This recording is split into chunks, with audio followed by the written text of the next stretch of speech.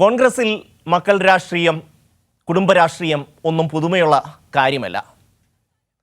അച്ഛന്മാർ വലിയ നേതാക്കളാണെങ്കിൽ മക്കൾ നേതാക്കളായി മാറും, അവരുടെ ഭാര്യമാർ നേതാക്കളായി മാറും. അങ്ങനെയാണ് ഇന്ത്യ ഭരിച്ചിരുന്ന ഒരു വലിയ പാർട്ടി ഇന്ന് 42 എംപിമാരുള്ള ഒരു കൊച്ചു പാർട്ടിയായി മാറിയത്. കഴിവുള്ളവർക്ക് സ്ഥാനമില്ല, ബന്ധുക്കൾക്കും സ്വന്തക്കാർക്കും സ്ഥാനമാനങ്ങൾ വാരി വാരി കൊടുക്കും. അങ്ങനെ 10-60 വർഷം വാരി കോരി കൊടുത്തതിൻ്റെ ഫലമാണ് ഇന്ന് ഈ മുത്തശ്ശി പാർട്ടി അനുഭവിക്കുന്നത്. പക്ഷേ ഇപ്പോഴും അതിന് കുറവൊന്നുമില്ല. കർണാടകയിലാണ് ഇപ്പോൾ മക്കളും മരുമക്കളും ബന്ധുക്കളും എല്ലാം കൂടി ചേർന്ന് ആകെ ലോക്സഭാ സീറ്റിനായി പിടിവലിയാണ്. അവസാനം പാർട്ടിക്കുള്ളിൽ തന്നെ കലാപമായി. പല MLA-മാരും മന്ത്രിമാരും രാജിവെക്കും എന്നുള്ള ഭീഷണി മുഴക്കി. എന്നിട്ടും ഇതിനൊന്നും ഒരു കുറവുമില്ല. കോലാറിൽ മന്ത്രി KH മുനിയപ്പയുടെ മരുമകന് സീറ്റ് നൽകാനുള്ള തീരുമാനമാണ് അവിടെ വലിയ പ്രശ്നത്തിന് കാരണമായത്. കർണാടകയിൽ ആരുടെയൊക്കെ ബന്ധുക്കൾക്ക്, ആരുടെയൊക്കെ മക്കൾക്ക് കോൺഗ്രസ് സീറ്റ് നൽകുന്നുവെന്ന് നമുക്കൊന്ന് പരിശോധിക്കാം. കർണാടക കോൺഗ്രസിൽ വലിയ ഒരു കലാപമാണ് ഇപ്പോൾ നടക്കുന്നത്. അതിൻ്റെ കാരണം മന്ത്രി KH മുനിയപ്പയുടെ മരുമകന് സീറ്റ് നൽകാനുള്ള ഹൈക്കമാൻഡ് തീരുമാനമാണ്. അദ്ദേഹത്തിൻ്റെ മകൾ രൂപകല ശശിധർ നിലവിൽ KGF MLA ആണ്.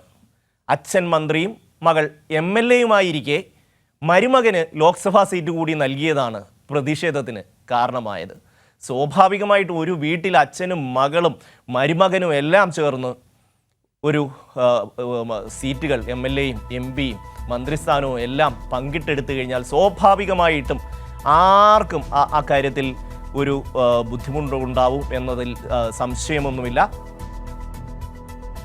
അപ്പോൾ നമുക്ക് ഈ കോലാർ സീറ്റിലെ തീരുമാനം പിൻവലിച്ചില്ലെങ്കിൽ രാജിവെക്കുമെന്നാണ് മന്ത്രി ഡോക്ടർ MC സുധാകർ അടക്കം 3 MLA-മാരും 2 MLC-മാരും അറിയിച്ചിട്ടുള്ളത്. സുധാകറിന് പുറമെ കൊത്തൂർ മഞ്ജുനാഥ്, നഞ്ചഗൌഡ എന്നീ MLA-മാരും മുഖ്യമന്ത്രിയുടെ രാഷ്ട്രീയ കാര്യ സെക്രട്ടറി നസീർ അഹമ്മദ്, അനിൽകുമാർ എന്നീ MLC-മാരുമാണ് പാർട്ടിയിൽ രാജിഭീഷണി മുഴക്കിയത്. പാർട്ടിയിൽ മറ്റുള്ളവർക്ക് അവസരം നൽകണമെന്നും കോലാർ സീറ്റ് SC ഗണത്തിലെ വലതു വിഭാഗത്തിന് നൽകണമെന്നും അവർ ആവശ്യപ്പെട്ടു. പക്ഷേ ഹൈക്കമാൻഡ് നടപടി എടുത്തിട്ടില്ല. അതുകൊണ്ട് രാജിഭീഷണി മുഴക്കിയിരിക്കുകയാണ്.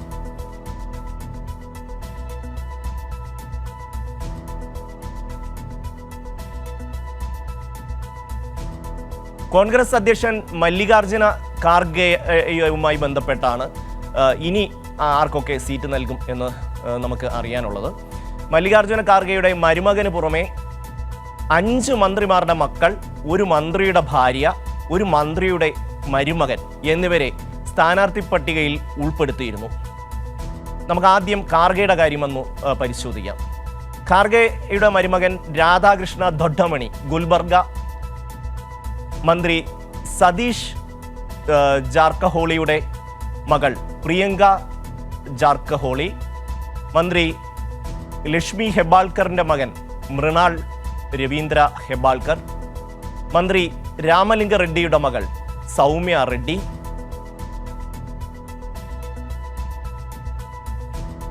അങ്ങനെ ഒരുപാട് മന്ത്രിമാരുടെ മക്കളും ബന്ധുക്കളും എല്ലാം ഇതുപോലെ ലോക്സഭാ സീറ്റിനായിട്ട് അവിടെ കടിപിടി കൂടുകയാണ്. ഇപ്പോൾ നമ്മൾ മല്ലികാർജുൻ ഖാർഗെയുമായി ബന്ധപ്പെട്ട അദ്ദേഹത്തിൻ്റെ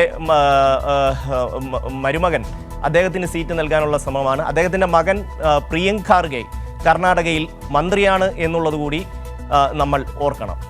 അപ്പോൾ അതാണ് മല്ലികാർജുന ഖാർഗെയുമായി ബന്ധപ്പെട്ട വിഷയങ്ങൾ. ബന്ധുക്കൾക്ക് സീറ്റ് നൽകിയവരിൽ മന്ത്രി മുനിയപ്പയും മുൻപന്തിയിൽ തന്നെ ഉണ്ട്.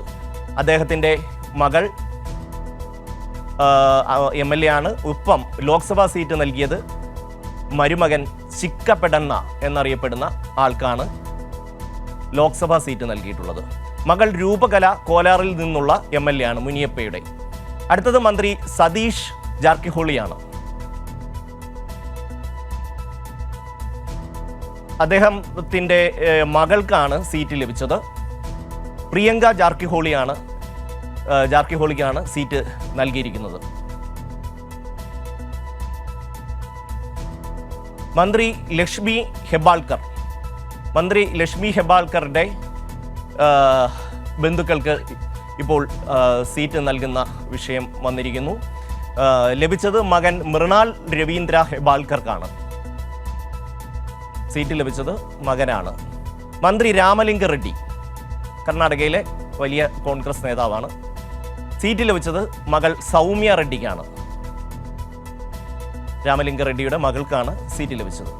മറ്റൊരു മന്ത്രി ശിവാനന്ദ് പാട്ടീൽ, അദ്ദേഹത്തിൻ്റെ ബന്ധുക്കൾക്കാണ് സീറ്റ് ലഭിച്ചിട്ടുള്ളത്. ശിവാനന്ദ് പാട്ടീൽ. സംയുക്ത എസ് പാട്ടീൽ അദ്ദേഹത്തിൻ്റെ മകളാണ്. അങ്ങനെ നമ്മൾ എടുത്ത് പരിശോധിച്ച് കഴിഞ്ഞാൽ ഒരുപാട് നേതാക്കന്മാരുടെ മക്കൾക്കും മരുമക്കൾക്കും അതുപോലെ തന്നെ മറ്റ് ബന്ധുക്കൾക്കുമെല്ലാം ആവശ്യം പോലെ സീറ്റ് വാരിക്കോരി കൊടുത്തിരിക്കുന്നു. എന്തായാലും കർണാടകയിൽ കോൺഗ്രസ്സിന് അധികാരമുള്ളതുകൊണ്ട് കുറേ സീറ്റ് വിജയിച്ച് വരാം എന്നുള്ള ഒരു പ്രതീക്ഷ എല്ലാവർക്കും കാണും. അതുകൊണ്ടായിരിക്കാം ഇവർക്കെല്ലാം സീറ്റ് നൽകിയിട്ടുള്ളത്. അതിൽ എത്ര പേര് കടന്നുകൂടും എന്നുള്ളത് നമുക്ക് വോട്ടെണ്ണുമ്പോൾ അറിയാം.